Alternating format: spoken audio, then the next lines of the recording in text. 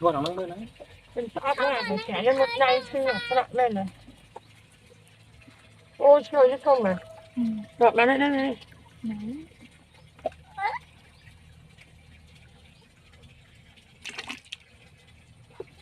Đứng.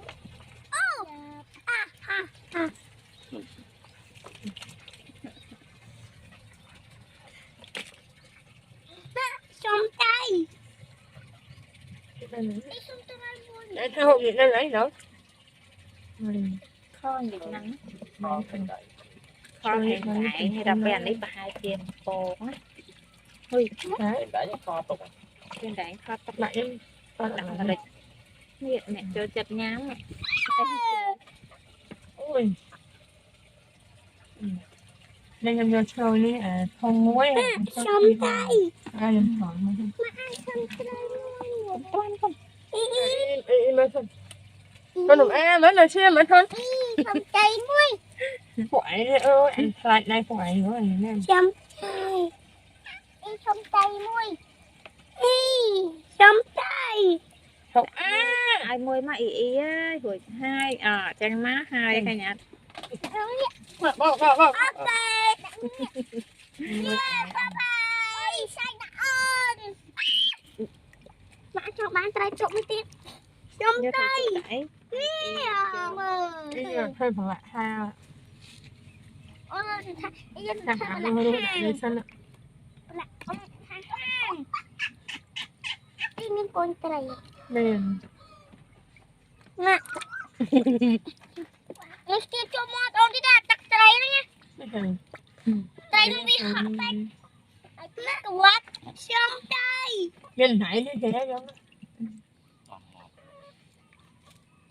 Trong tay này mùi. Tông. Trong tông đâu quá nha. Thôi thật hai lại chặt lắm. Trong tay tông chắc. tôm hai ngay Chặt đây. Hai ngay ăn Chặt đau nhưng chặt đau nè, đau.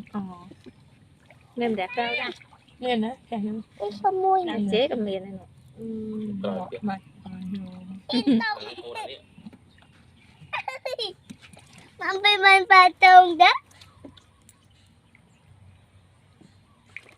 Ôi.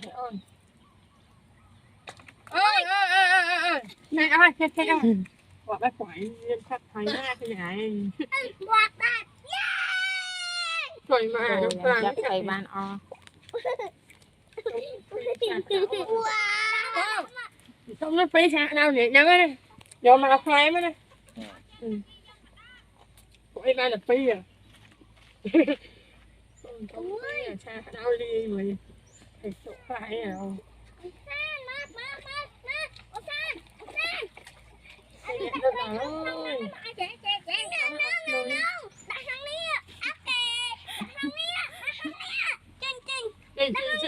chân Bye bye. Đây trai nó.